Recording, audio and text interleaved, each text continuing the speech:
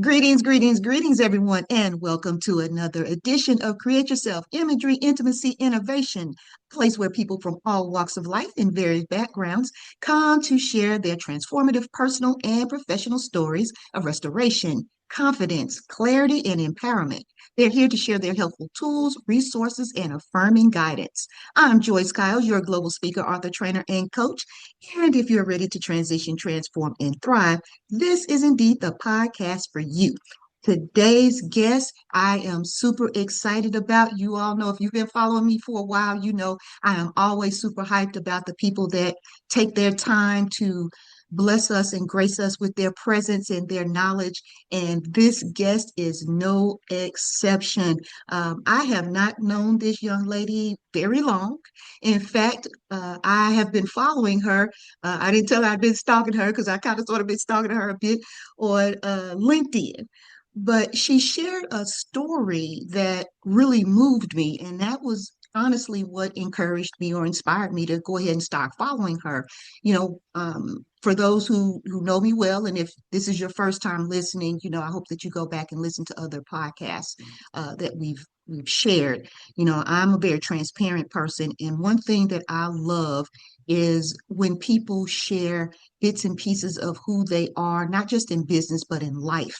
And so my first interaction with her was actually about, a personal experience of hers.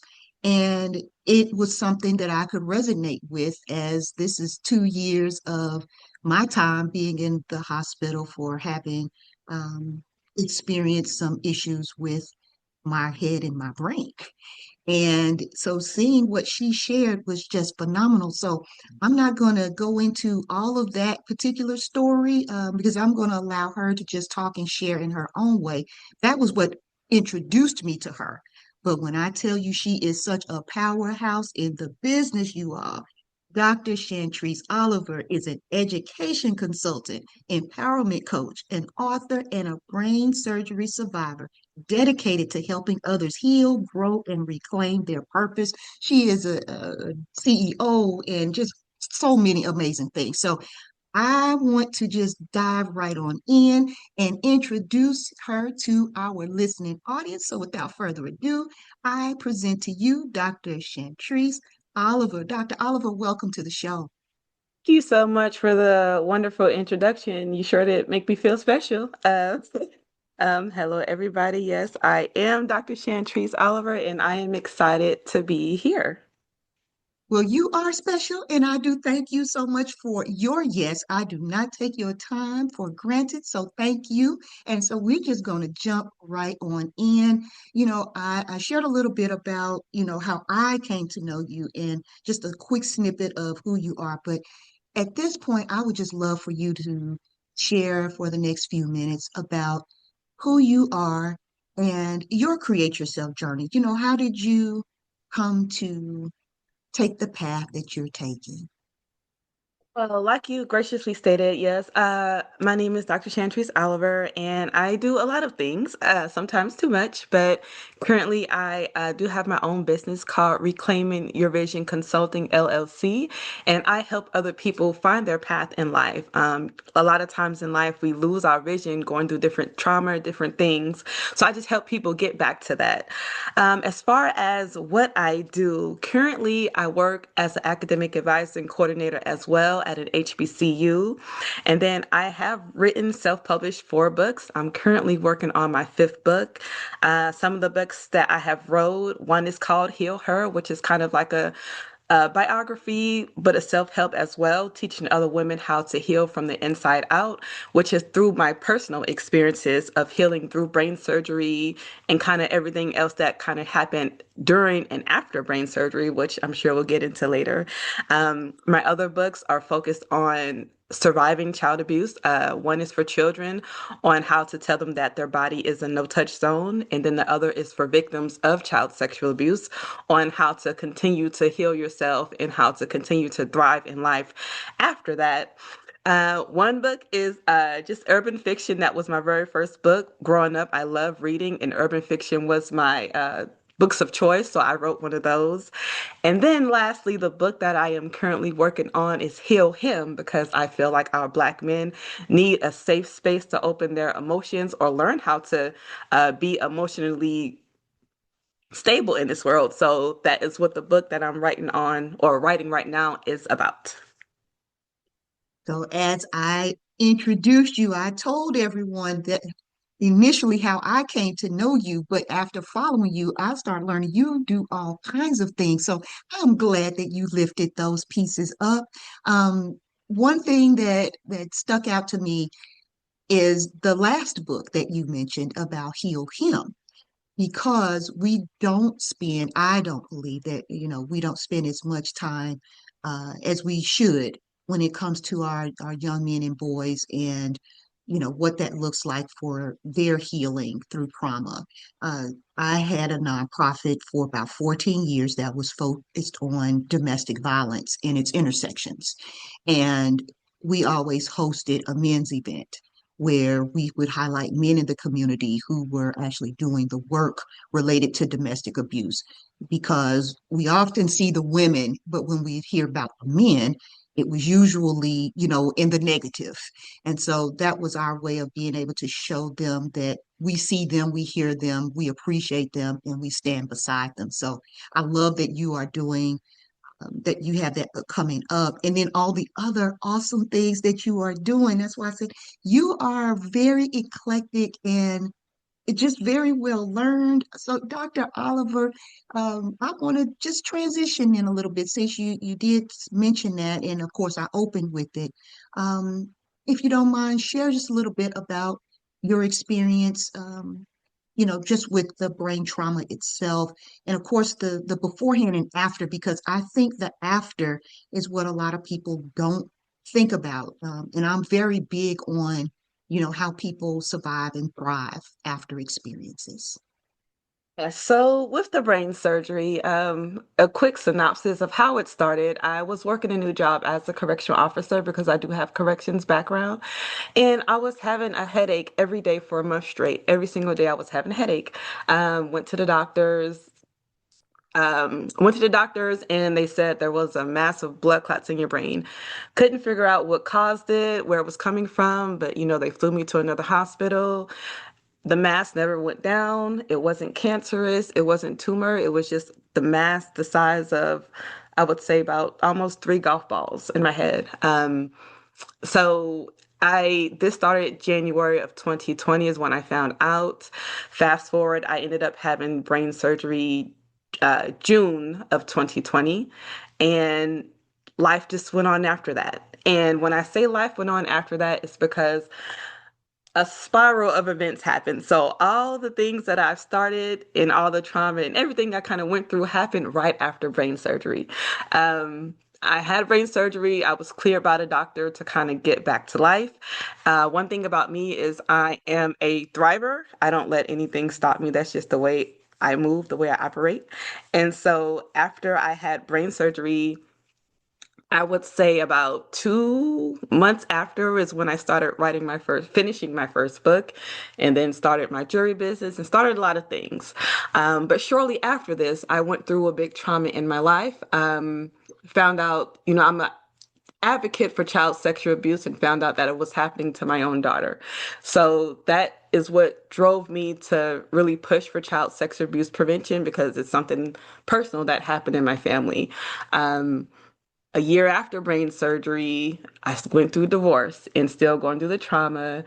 Uh, Shortly after that, well, the same year, I started my PhD.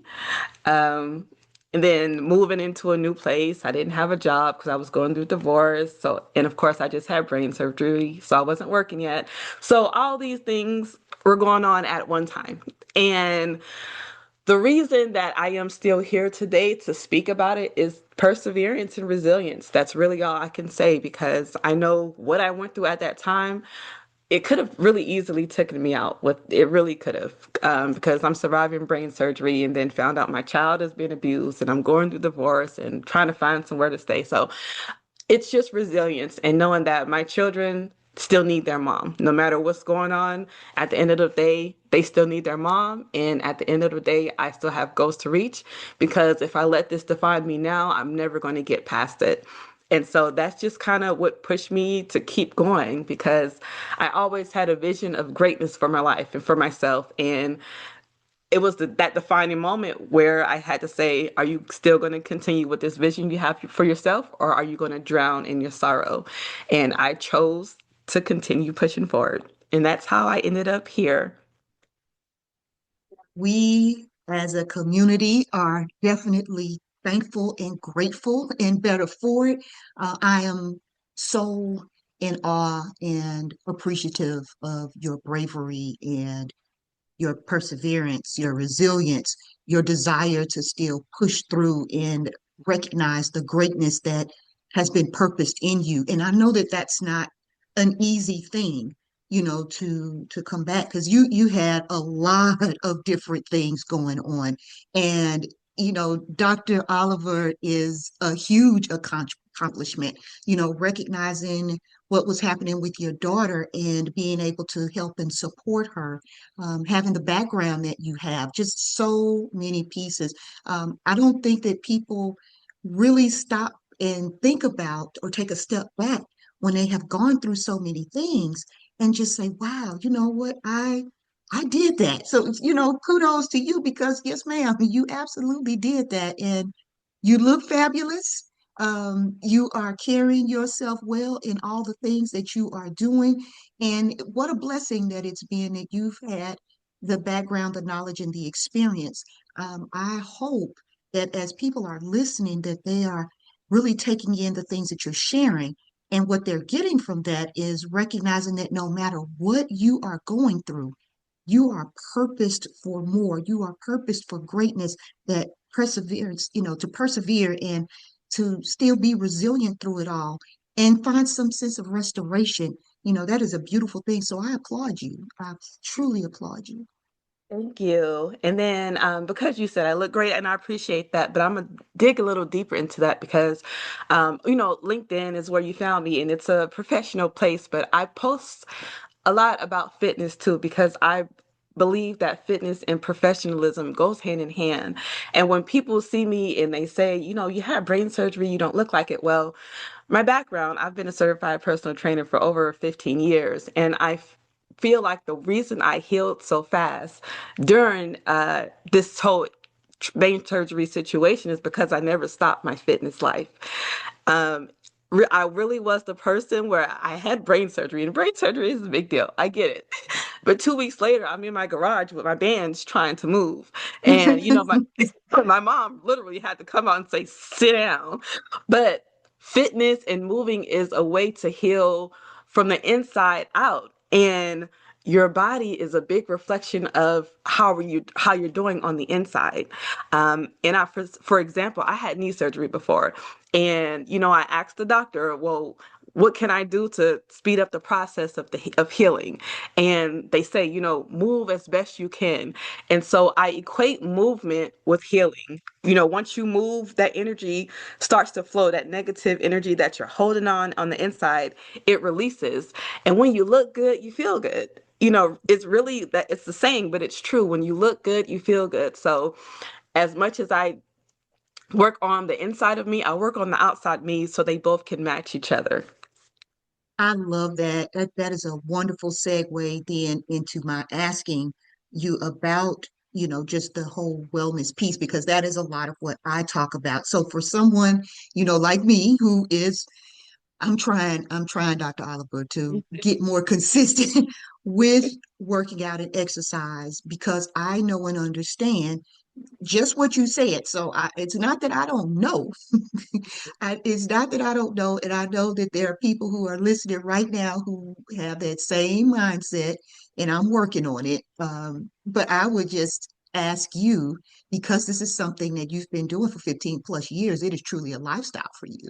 So for someone who's listening and looking at creating themselves to be more holistically healthy and fit so that the outside is great, but also the inside.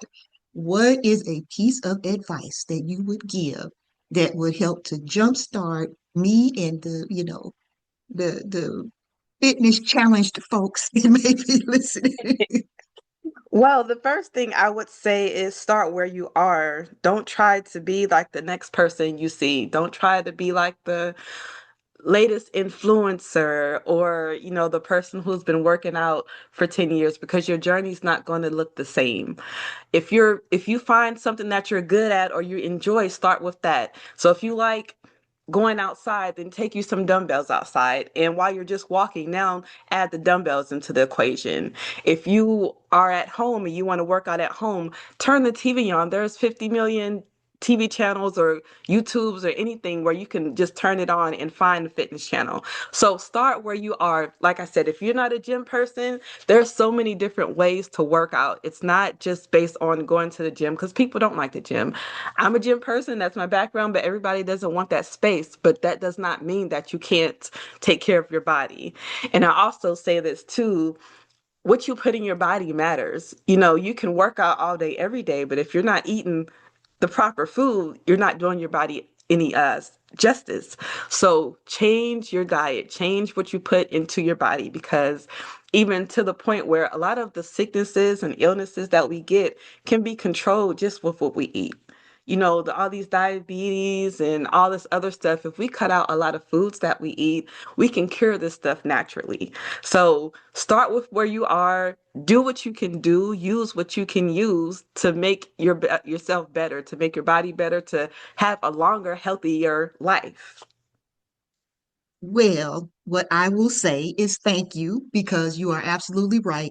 And as you were talking, I immediately thought of my husband who is always getting on me because I, from day one, think I'm supposed to just go out here and run 5 miles.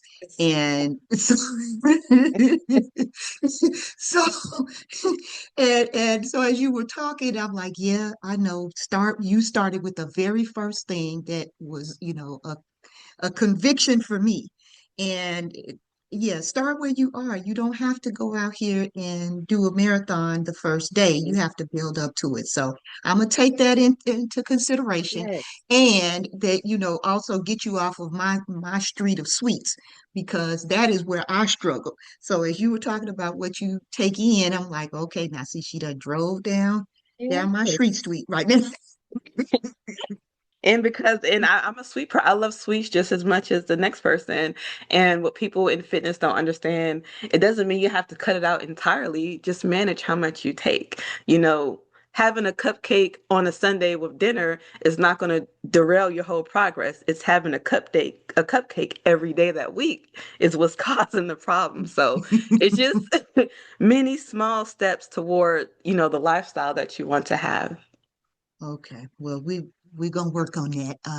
And I look forward to reaching back out to you at a later date to tell you about my progress. So, look, I am saying it out loud on in this December month that I am really going to be more intentional about. I made that commitment to my husband, to myself, and now I'm saying it, on this podcast. So, when you say it, you own it. So I'm gonna, I'm gonna move forward. So I'm gonna switch gears just a bit then because we have talked a bit about you and the writing and your background as it relates to, sexual abuse with children specifically. But I do want to talk a little bit about like what you do with your business because I know that you are very big on working in, K through 12 higher education institutions, that your mindset coaching, just all of those pieces. So I'd love to talk more about reclaiming your vision consulting, what you do, and how you show up for others. Yeah, so with my consulting business, I do go to K through 12 as well as higher education and desire to speak to the children. And I have worked in K through 12 as an educational assistant and as as working with children who had labels. I use the word labels loosely, working with children who were said to have behavior problems or mental health problems. And then this transition into me going into higher education and working with adults. And the reason that I transitioned to consulting and educating is because one, there is a disconnect that I see between the children and the teachers or the staff or the principals. And the way that the children are viewed is more so on a, they're not meeting this quota, they're not meeting this number, they can't sit, something must be wrong. But we're not seeing the children as a whole. Johnny may not be able to sit like Sarah can sit for 20 hours or 8 hours because Johnny has more energy and Johnny's brain is constantly going. And we need to strengthen what's going on in Johnny's brain versus make him sit or put him on medicine so that we can take away what's going on just so that we can meet that quota. So, and then I look from the teacher aspect of, teachers are overwhelmed. Teachers have too many students in a class. Working in the classroom, I've been there where we had 25 students in one class, five of them have some type of behavior problem. So that means that the other 20 are not really learning because they're too focused on the ones with behavior problems. So my goal is to go into these schools and teach them different ways to connect with all students, not just the ones who's getting the A's and B's, but all students in a way that helps the children or benefits their learning and their environment. Because in education, we focus so much on the learning part that we fail to focus on the environment part. That student who's cutting up probably didn't eat breakfast because there's no food, which means he might not have dinner at home. So there's so many different aspects to, helping these children. So my goal is just to really go into the school to teach the teachers and the staff how to really bond and educate these children from a way that they can, and then to teach the teachers themselves or to give the teachers and staff different tools on how to manage their stress levels, how to interact with a child who does have behavior problems, and just how to have overall wellness in the school itself, not just for the students, not just for the teachers, but for everybody, because school is not stopping. School's never going to go away. We're always going to need teachers and there's always going to be students. So we need a cohesive environment for the two to grow together. Wow, I love this. I love this so much. Um, so many, oh my goodness, so many nuggets, so many things that I could pull from what you shared about what you do with your business. But one of the things that stood out, well, two actually, the labels, and I have labels in quotes because, yes, unfortunately, sometimes when we put these labels on individuals, then it follows them and it carries them instead of us actually doing that deeper dive to find out, why these children may be behaving the ways that they do. And so I love the fact that talk about learning versus environment so that we can be better equipped as the adults in these children's lives to see and understand, you know, they may be hungry, they may be going through abuse of some kind, they may be witnessing it. Mhm. Maybe be getting bullied. It could be any myriad of things. It could be that they're bored. That Mhm. they're not being challenged enough. So what does those things look like? And then not only are you looking at it from the child's lens, but you also give care and concern to the staff because you are so right. The teachers are burned out and overwhelmed, and they want to give and they want to do, but they need Yeah. to be equipped with the how and Yeah. who's pouring back into them. So I Mhm. love what you're doing. I hope that those who are listening will take it in and take it back to their circles of responsibility, and especially those who are educators, because they, you know what, this would be great. She would be great to have to come out because I do know that you provide workshops and all types of school-based initiatives, that you are a speaker and a trainer in all the pieces. So you are fully equipped with professional credentials and personal lived experiences to be able to provide a robust workshop experience for, anyone who would be fortunate enough to have you. Yes, thank you so much. And thank you for bringing up the workshops because that is my goal to just do workshops for K through 12 and for higher education and even for just businesses alone because the environment that you work in, it doesn't just tell.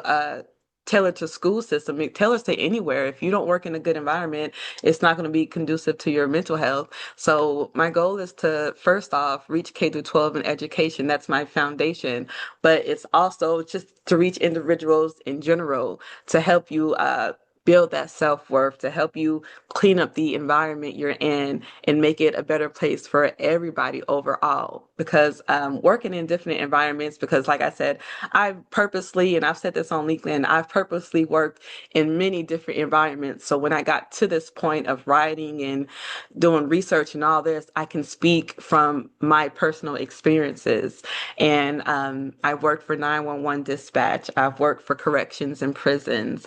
I've worked for child abuse in person, in the field, and on the hotline. So I took all of these experiences deeply so I can really understand that when I go into a conference or a workshop, I've seen it. And I've seen it, then I've written about it, then I researched it. So when I'm speaking to you, it's not just based off of reading a book and taking the information from the book to your room. It's from me actually being in the place and doing the research and interacting with the different individuals or environments and really putting it all together in a way that I can really help whoever I'm with or whatever group I'm with to advance in life.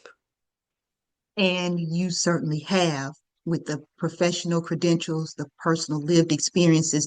You are the type of person that we want, need, and desire in these different spaces. And so, regardless to whether it's higher education or if it's in the corporate space, in all in between, you have what is needed so that we can actually move forward. Because yes, I talk a lot about toxic work environments and just wellness Yes. as a whole. And I can tell you from my own experiences of having, worked in those spaces to actually working with clients who are dealing with that themselves.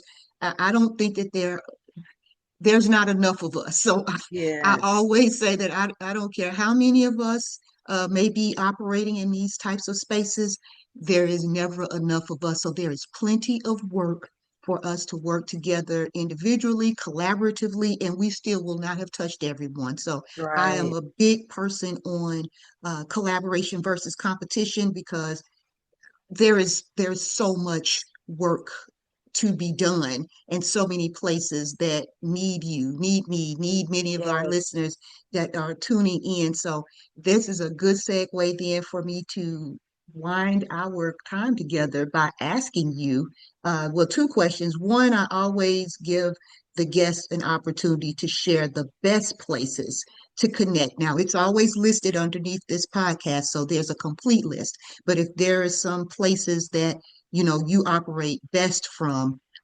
please share those. And then finally, what main points or encouraging words that you would want our audience to take away from our Create Yourself conversation? Well, yes. So the best place you can reach me is through email or my website. And my website is www.drchantrese.com. And that's spelled Chantrese, Oliver.com. And then my email is chantrese at drchantreseoliver.com. So those are my two main places to reach me. I'm also pretty big on LinkedIn with my engagement. So you can always send me information or a request on LinkedIn and I will respond within 24 hours. And then my last nugget or advice that I give to people is pretty much do not let your trauma, do not let your past determine your future. Don't let what you've been through put a stain on your heart. Don't let it put a stain on your goals or stop you from your accomplishments. If you're still here, that means there's still purpose in you and there's still a vision for your life. And nobody can stop you but you. You don't always have to have somebody behind you pushing you and praising you. It's that internal motivation that keeps you going. So pull from the inside and push yourself to the finish line. And because she has so eloquently given us that mic drop moment, I'm going to go ahead and wrap up today's podcast. So thank you so very much, Dr. Oliver, for being our special guest. We appreciate Yes, your time thank and your you. talents. And thank you to my wonderful, caring, thoughtful listeners because without you, I could not do what I do. So thank you again for tuning in. And until next time, go forward and create the life you desire and deserve. And remember, you can do so at any age. Let's continue to transition, transform, and thrive together.